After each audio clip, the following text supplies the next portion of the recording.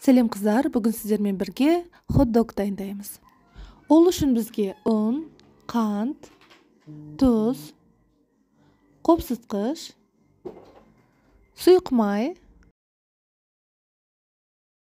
және су қажет. Илеп, демалдырып болған соң, нанымызды көп бөлікке бөліп аламыз.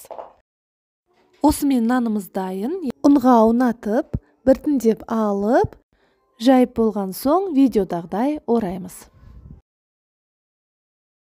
Каналыма тіркеліп, қоңырауды басуды ұмытпаңыз.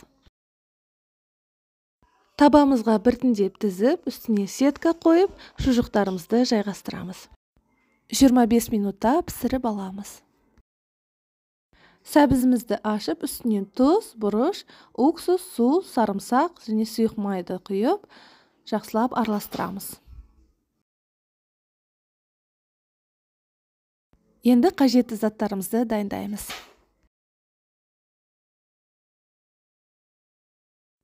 Хот-догқа арналған нанымызды бөліп, арасына қажетті заттарыңызды қалауыңызша саласыз. Бұл хот-догтың ерекшелігі нанымыз дрожжсыз жасалады, әрі өте дәмді. Осымен хот-догымыз дайын, ас болсын, жасап көріңіздер.